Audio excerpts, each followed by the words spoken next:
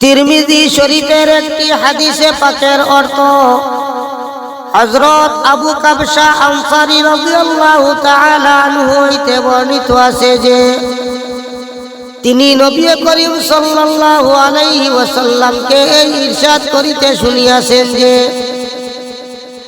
আমি কসম খাইয়া তিনটি জিনিস বর্ণনা করিতেছি এবং উহার পর একটি কথা বিশেষভাবে তোমাদিগকে বলিব, উহা ভালোভাবে স্মরণ রাখিও। তিনটি কথা যাহার উপর আমি কসম খাইতেছি তন্মধ্যে প্রথমটি এই যে সদকা করার দ্বারা কোনো বান্দার মাল কম হয় না।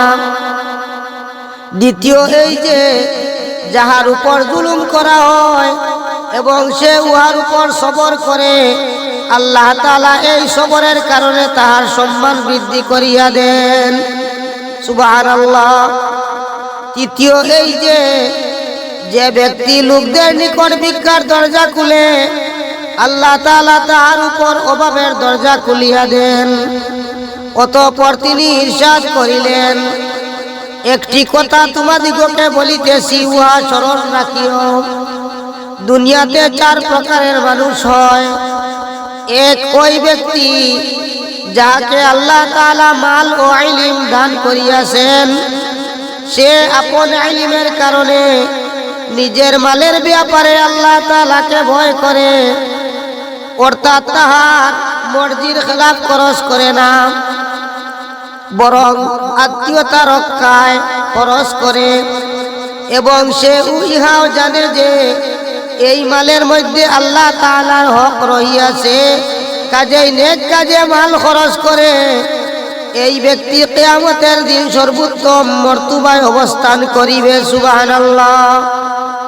দ্বিতীয় ওই ব্যক্তি যাহাকে আল্লাহ তাআলা ইলম দান করিয়াছেন কিন্তু মাল দেন নাই, সে খাঁটি নিয়ত রাখে এবং এই আশঙ্কা করে যে যদি আমার নিকট মাল থাকিত তবে আমি অমুকের মতো নেক কাজে খরচ করিতাম।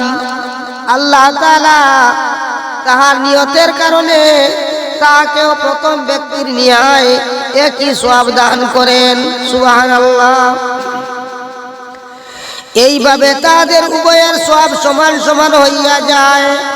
তৃতীয় ওই ব্যক্তি যাহাকে আল্লাহ তাআলা মাল দিয়াছেন কিন্তু ইলম দান করেন নাই, সে ইলম না থাকার দরুন নিজের মালের মধ্যে গোলমাল করে, অপাত্রে খরচ করে।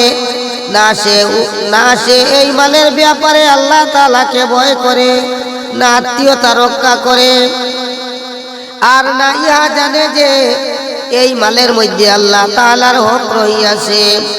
এই ব্যক্তি কিয়ামতের দিন নিকৃষ্টতম মর্তবায় থাকিবে।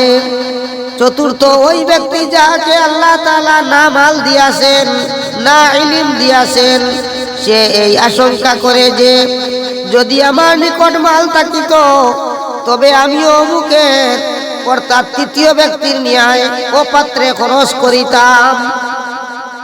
এই নিয়তের কারণে তাহার গুনাহ হয় এবং তাহার ও তৃতীয় ব্যক্তির গুনাহ সমান সমান হইয়া যায়।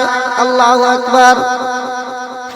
অর্থাৎ ভালো অথবা মন্দ নিয়ত অনুপাতে সওয়াব ও গুনাহ হয়, যেমন ভালো অথবা মন্দ আমলের উপর হইয়া থাকে।